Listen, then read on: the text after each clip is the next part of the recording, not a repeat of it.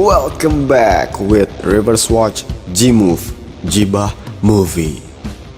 Di video kali ini, gua nggak akan bahas kesana kemari. Gua cuman pengen ngegibahin series Loki episode kedua. Banyak yang nggak serak gua. Ayo capung Yeti.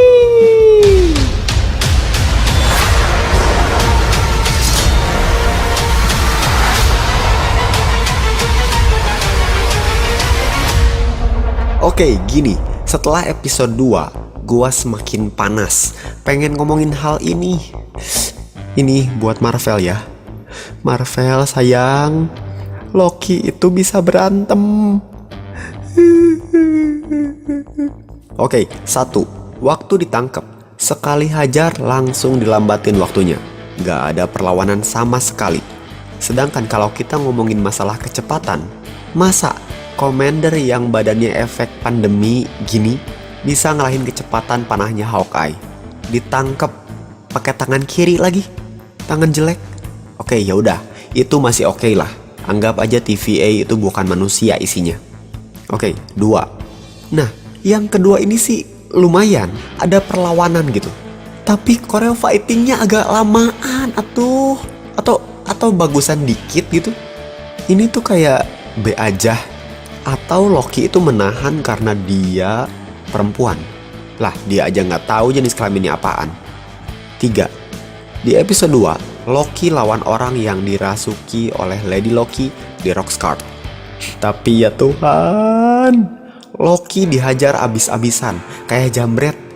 Manusia hanya dirasuki pikirannya aja kan, bukan tubuhnya juga. Karena kalau dalam momen Oskos, Lady Loki itu membantu gimbal Commander untuk menghabisi pasukan Minutemen. Berarti hanya pikirannya aja yang dirasuki, tubuhnya enggak. Oke, deal. Sekarang kenapa Loki bisa dihajar sampai mental-mental gitu? Guys, kalau kita sedikit flashback ke momen Avenger 2012, dia itu bulletproof.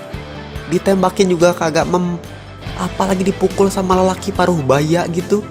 Kayak dikelikitin bulu kali, bulu babi. Oh iya, di momen Ragnarok, Loki juga bisa sedikit agak lincah. Ya minimal ada sedikit kesan jagoan gitu loh. Gak usah kayak Cecep Arif Rahman, Yayan Ruhian, Rhoma Irama. Gak usah, yang pada porsinya aja. Sorry. Karena bagi gua, ini series udah keren banget. Tapi scene-scene ini tuh bikin gua berpikir keras. Karena seharusnya setelah Loki di bumi atau di semestanya, kekuatannya harusnya udah kembali. Tidak seperti di TVA. Nih buktinya. Ngomong-ngomong, Loki sama Lady Loki kuat mana ya? Aduh, berat. Yang jelas Lady Loki satu level di atas Loki sih. Dia itu bisa kayak Wanda Maximoff di Avenger Age of Ultron. Mind control gitu. Loki bisa mempengaruhi pikiran. Tapi ya harus ada Loki Scepter. Oke, kita lanjut ke hal yang lain. Pernahkah kalian terpikir kenapa Commander TVA dua-duanya cewek, tapi anak buahnya cowok? Mana serem-serem lagi. Gua bukan masalah ceweknya ya. Kesetaraan itu penting. Emansipasi wanita harus didengungkan. Nah, ini kenapa jadi serius gini sih? Lanjut. Sekarang kita lihat orang-orang yang kerja di TVA. Mereka itu diciptakan oleh Timekeeper. Tapi kenapa mereka itu tidak seperti manusia buatan yang supreme gitu? Minimal ya terlihat kalau mereka tuh bukan manusia. Minimal kayak planetnya Gamora yang semua kulitnya hijau, ada penandanya gitu. Tapi sebenarnya yang mau gua omongin tuh ini. Gua nggak yakin kalau orang-orang yang ada di TVA itu buatan Timekeeper. Tapi gue lebih berat kalau mereka itu adalah manusia biasa yang di brainwash atau kena jampi-jampi sihir, seperti kota Westview yang dirubah menjadi kota boneka yang dimana Wanda atau Scarlet Witch adalah dalangnya. Faktanya adalah Mobius yang suka sama jet ski, olahraganya manusia, bahkan dia belum pernah nyoba. Sedangkan hidupnya orang-orang TVA adalah bekerja. Bagaimana jika itu adalah alam bawah sadarnya Mobius ketika ia masih jadi manusia di bumi? Next, ini hanya teori aja ya. Gini nih, bagaimana jika TVA atau Timekeeper adalah main villain di series ini? Gini, bagaimana jika Lady Loki hanya seorang yang pernah disakiti atau dikecewakan atau dirampas masa depannya? Atau hanya sekedar seseorang yang tidak ingin jika timeline diatur oleh sekelompok makhluk asing yang hanya ingin timeline berjalan dengan baik? Atau jangan-jangan TVA adalah universe-nya Lady Loki yang dibantai dan dihancurkan oleh Timekeeper untuk membangun TVA? It's all about revenge. Di sisi lain, kita diberi suguhan Loki yang beberapa kali meminta untuk bertemu dengan Timekeeper. Kenapa? Bagaimana jika Loki memiliki hubungan batin dengan Lady Loki sehingga mereka memiliki kegelisahan yang sama?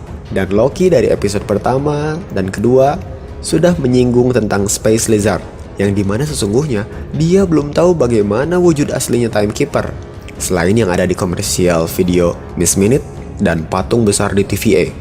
Tapi Space Lizard kayaknya sedikit udah terkonfirmasi deh dengan patung ini, yang ternyata ada sisiknya kalau kita lihat. Tapi lagi-lagi, dari mana Loki tahu masalah Space Lizard ini? Atau Loki berbagi penglihatan dengan Lady Loki di universe lain? Dan yang terakhir, kenapa Loki harus masuk portal mengikuti jejaknya Lady Loki? Jawabannya adalah karena ia, seperti kita semua, belum tahu apa yang sebenarnya Lady Loki inginkan.